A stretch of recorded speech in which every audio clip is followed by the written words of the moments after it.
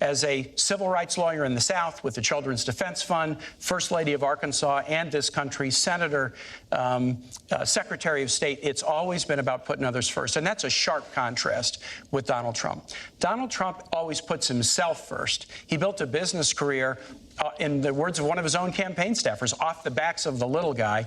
And as a candidate, he started his campaign with a speech where he called Mexicans rapists and criminals, and he has pursued the discredited and really outrageous lie that President Obama wasn't born in the United States. It is so painful to suggest that we go back to think about these days where an African American could not be a citizen of the United States. And I can't imagine how Governor Pence can defend the insult-driven, selfish, me-first style of Donald Trump. Governor Pence, let me ask you, you have said Donald Trump is, quote, thoughtful, compassionate, and steady. Yet 67% of voters feel he is a risky choice, and 65% feel he does not have the right kind of temperament to be president. Why do so many Americans think Mr. Trump is simply too erratic? Well, let me say first and foremost that Senator, you and Hillary Clinton would know a lot about an insult-driven campaign. It really is remarkable.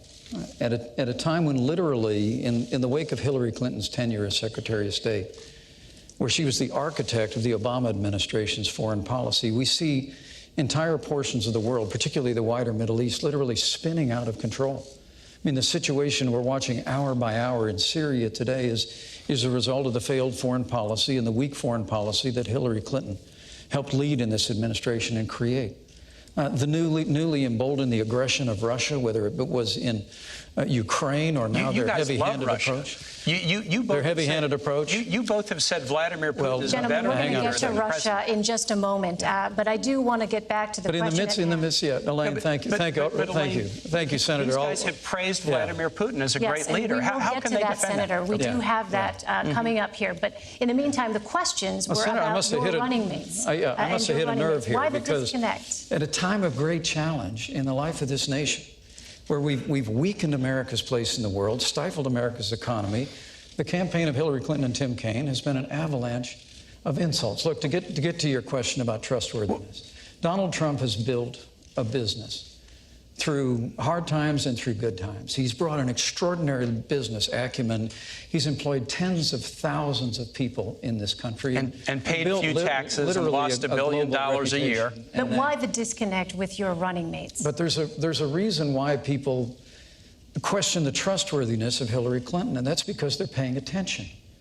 I mean, the reality is when she was Secretary of State, Senator, come on.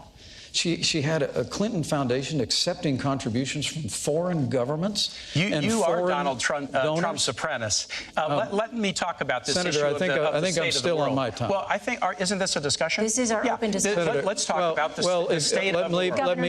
Let me interrupt you and finish my sentence if I can. The Clinton Foundation accepted foreign contributions from foreign governments and foreign donors while she was Secretary of State. Okay, now I can weigh. She had a private server. I get to weigh in. That was discovered. Which I did raise. To keep that pay-to-play process you have an opportunity out of the reach of the public. Governor Pence doesn't think the world's going so well, and he, is going to say it's everybody's fault. Do you?